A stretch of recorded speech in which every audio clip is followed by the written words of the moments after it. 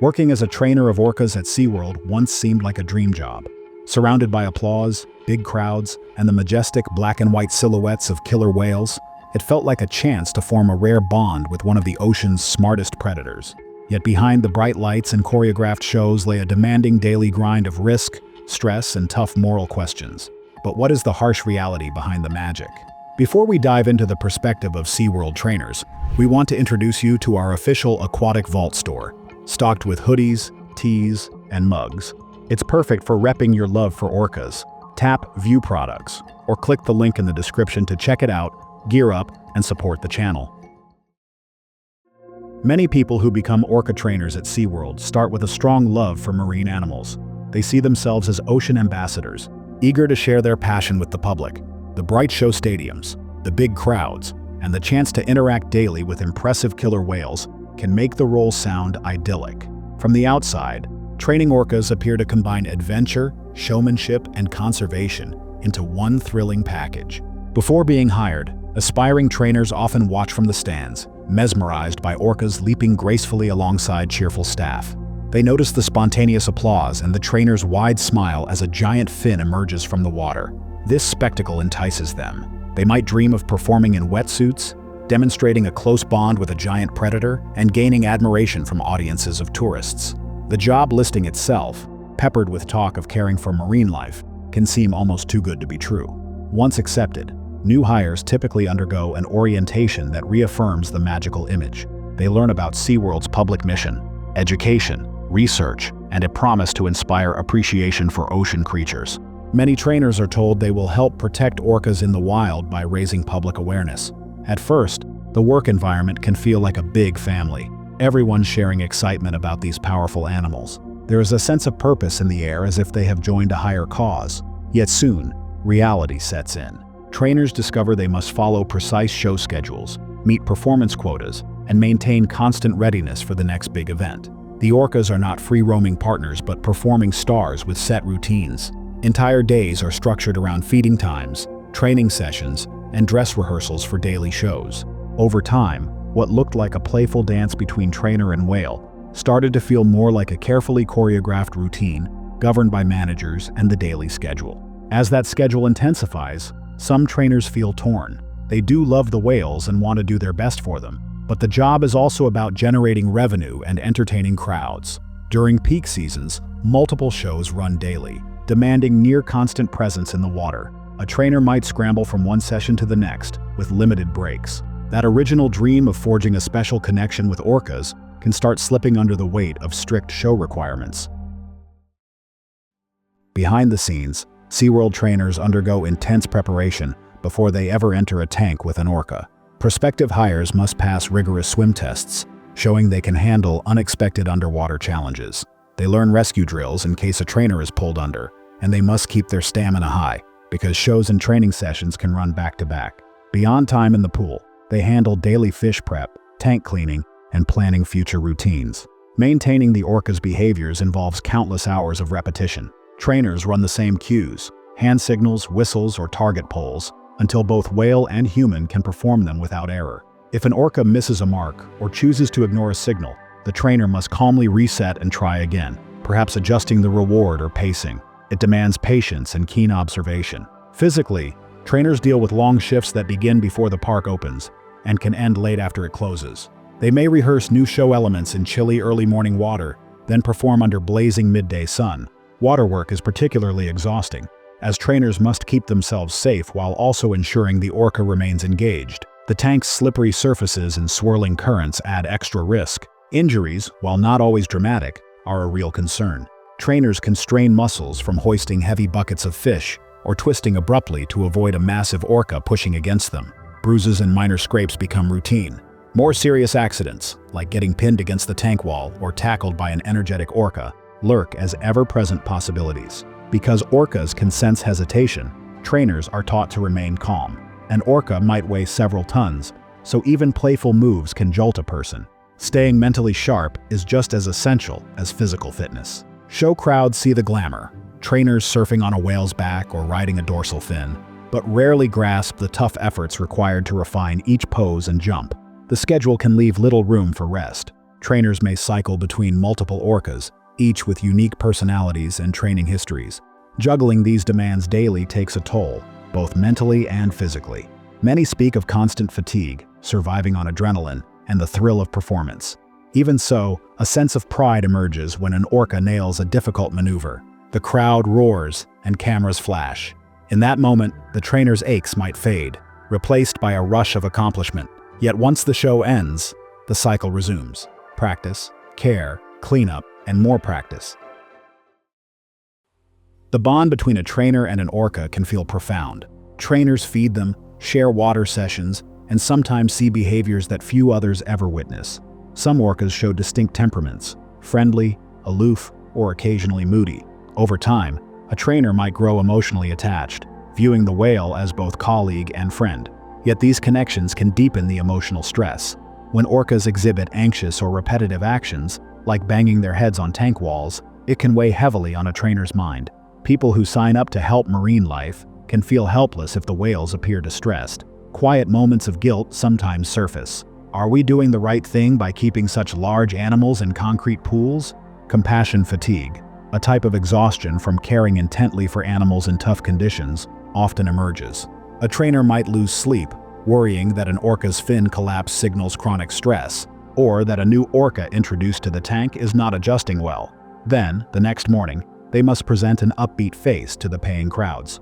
Moral conflicts arise when orcas refuse to cooperate or show signs of frustration. Trainers might sense a whale's displeasure, but show times remain fixed. Management expects a seamless performance, leaving trainers to coax or push the orca into routines. This clash between business goals and animal welfare can create heavy internal pressure. Another factor is the tight-lipped culture within some marine parks. Trainers are encouraged to maintain a positive stance publicly. If they voice concerns about orca well-being or question the ethics of captivity, they may face backlash from peers or superiors. Fearing job loss or reputational damage, they bottle up their doubts, leading to emotional strain. Then there are the emotional aftershocks of serious incidents. Should a fellow trainer be harmed, or if an orca becomes ill, the entire team can be shaken. Trainers might grieve quietly, yet must return to the water the very next day, smiling for the audience. This cycle of suppressed emotion wears people down over time. Some trainers find relief by forming close friendships with colleagues who understand the highs and lows. Others confide in family, though describing these tensions can be difficult. Over weeks, months, or years, the emotional toll builds, pushing some to leave the profession entirely. They cite stress, heartbreak, or the feeling that they can no longer defend the show's premise. Orca performances at SeaWorld rely on consistent routines, but behind the spectacle lies a complex training system. Trainers use positive reinforcement, typically offering fish, rub-downs, or praise when whales perform a desired move. Yet these methods also raise questions. Is it genuine cooperation or enforced behavior shaped by captivity? Show-driven routines often require orcas to leap, splash, or strike poses on command. From the outside, it looks like a playful partnership. Internally, trainers know each step must align with a bigger framework. If an orca fails to meet the plan, the entire show stalls, generating tension among staff and potential disappointment among spectators. The smaller tank sizes at SeaWorld amplify these pressures. In the wild, orcas cover vast distances daily, hunting and socializing at will. Within a park, they depend on scheduled feedings and limited areas for movement. Some show signs of stress, such as dorsal fin collapse or chewing on concrete edges. Trainers spot these behaviors but have limited power to change the environment. Subtle forms of pressure can surface. An orca that consistently refuses to perform might receive fewer fish-based rewards during practice, even if the official stance is positive reinforcement only. Some trainers wrestle with this approach, feeling it borders on compulsion. After all, an orca in a tank cannot truly opt out forever. Another issue is the monotony of repeated shows. Orcas may tire of performing the same stunts, leading to unpredictable outbursts or refusal to cooperate. Trainers must then manage such behavior quickly, maintaining the show's flow. The risk is that forced repetition can further undermine the animal's well-being. Critics also question how orcas are socialized for performances. In the wild, they learn group hunting strategies from older whales. At SeaWorld, they learn choreographed leaps from trainers in wetsuits. Some orcas adapt, but others show aggression or confusion, especially if parted from their original family pod.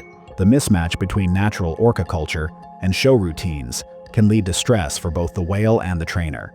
As trainers see the toll these methods take, moral doubts can grow. Some justify the shows as a way to inspire a love for marine life. Others feel uneasy using orcas as entertainers, especially if negative behaviors, like aggression or self-harm, develop. While trainers themselves might prefer more humane approaches, management often dictates what goes into each performance. Orcas are apex predators, weighing several tons and armed with sharp teeth. Even the most affectionate orca can accidentally harm a trainer with a casual flick of its tail. This power imbalance is a daily reality for those who venture into the water with them. Trainers must remain alert, knowing one sudden move can lead to serious injury. Over the years, several high-profile accidents at SeaWorld and other marine parks have highlighted these risks. In a few tragic cases, trainers were pulled underwater and drowned. These incidents shocked the public, revealing a dark side to the glittering orca shows. For trainers, each accident sent waves of fear and sorrow through their tight-knit community. The underlying causes vary. Some point to orcas acting out from stress or boredom in small tanks. Others suggest that repeated routines frustrate animals used to roaming wide oceans. Trainers themselves often blame no single factor, admitting that an orca's sudden shift in mood can be impossible to predict. A whale that has performed flawlessly for years might abruptly refuse commands or lash out. After such events, SeaWorld typically reviews safety procedures and imposes new rules. Trainers might be restricted from water work with certain orcas, or elaborate show segments could be modified. However, these measures cannot change the fundamental risk of working close to a powerful animal in an artificial environment. The emotional weight of potential danger sits heavily on trainers' shoulders.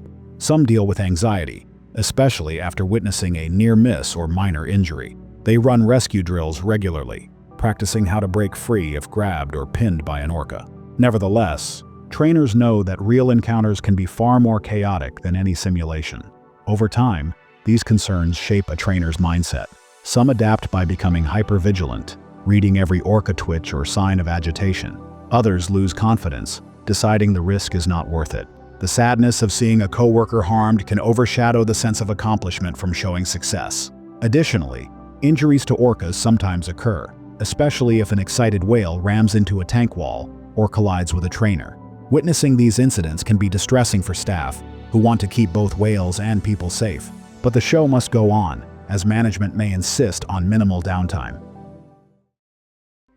Spectators usually see the polished spectacle, a trainer standing on an orca's snout, broad smiles all around, and playful splashes meant for cheers. Yet much of a trainer's time occurs far from the spotlight. Behind massive gates, they begin at dawn, sorting fish, checking water temperatures, and reviewing each whale's recent behavior notes. Tank maintenance is unending. Trainers may help scrub algae, remove debris, and ensure water quality meets standards. Dead fish must be counted and prepared according to nutritional guidelines. Orcas often eat a specific poundage of fish daily, meaning trainers weigh out each meal portion carefully. The orcas themselves need regular health checks. Trainers record data on skin markings, breathing rates, and appetite changes. A stressed orca might skip meals or show odd pacing patterns. Early detection is key, so trainers are always on the lookout. Meanwhile, the park's marketing wing highlights the image of a happy synergy between humans and whales. Glossy ads, souvenirs, and promotional videos depict orcas as smiling cartoon mascots. In practice, trainers know that orcas sometimes act out, ramming gates or ignoring cues. Such moments rarely appear in official SeaWorld brochures. Every day, trainers walk a fine line between entertainment and animal care. If a whale is uncooperative but the show must proceed, management might push for a backup routine. Trainers must adapt swiftly, hoping the audience never suspects a problem. Their job involves quick costume changes, adjusting music cues, and diving into the water at precisely the right moment. Breaks are short, and the emotional pressure lingers. Some days, an orca might show signs of boredom, repeatedly performing the same motion.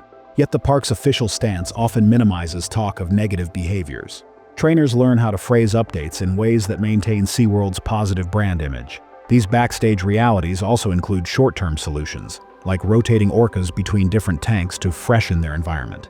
While that can help temporarily, it rarely addresses the root cause of frustration or stress. Trainers bear witness to the wear and tear on these animals, but have limited power to make large-scale changes. Publicly, they must remain upbeat, praising the whales as beloved family members. Privately, some wrestle with guilt or frustration, noticing that orcas with advanced dental issues or flopped dorsal fins look anything but thriving. Yet leaving the job is not easy for everyone. They may still feel attached to the whales or worry about finances. Over time, stories and documentaries brought new attention to orca captivity at SeaWorld. Films like Blackfish sparked global debate, placing trainers in an awkward spotlight. Viewers saw interviews detailing the tragedies and stress behind the scenes, challenging SeaWorld's claims of wholesome entertainment. Some trainers found themselves defending their job to skeptical friends and family, while others began questioning their role. Public sentiment gradually shifted. Protests outside park gates became more frequent, and online petitions called for ending orca shows. Attendance at some marine parks dipped, leaving executives scrambling for public relations fixes. SeaWorld tried to emphasize conservation and rescue efforts, but many critics argued the fundamental issue remained: large social apex predators living in tanks. For trainers, this scrutiny could be painfully personal. Some spoke out, sharing stories of compassion for the whales, yet feeling powerless against corporate structures. Others stayed silent, worried about breaching non-disclosure agreements or harming their careers. Tensions ran high as the press uncovered details about orca stress, aggression, and trainer injuries. SeaWorld eventually announced major shifts, including ending orca breeding programs and altering show formats. While these moves were meant to address public outrage, many trainers felt the changes were too little, too late. True transformation, they argued, would require rethinking the entire captive setup. Nonetheless, even small reforms signaled that the tide was turning. Some trainers left the profession altogether, exhausted by moral dilemmas and fear of further accidents. Others clung to hope, believing better tank designs or more natural show styles might ease orca stress. Still, the question remained: could any performance-based system ever satisfy an orca's vast needs? The next wave of pressure came from legal challenges and calls for government intervention. Lawmakers debated banning orca captivity or restricting certain aspects of marine park operations. Marine scientists weighed in, presenting evidence that orcas in captivity lead shortened lives and display abnormal behaviors. A few orca trainers stepped forward to confirm that they, too, had witnessed these signs firsthand. With the broader cultural shift, SeaWorld faced an identity crisis.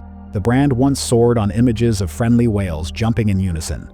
Now, it was forced to defend its methods daily. The stress rippled down to trainers, who had to reassure guests that everything was fine, even when swirling controversies suggested otherwise. As the park phased out theatrical orca shows in some locations, trainers adapted to new roles. They offered educational presentations with less emphasis on stunts, yet the core question of captivity remained. For many trainers, it felt like acknowledging a deeper truth. The job that once seemed so glamorous had exacted a heavy toll on both whales and humans. Let us know your thoughts down below. And don't forget to check out our store is open and stocked with hoodies, tees, and mugs, perfect for repping your love for killer whales. We appreciate every single one of you, and make sure to stay tuned for more aquatic content shown on screen.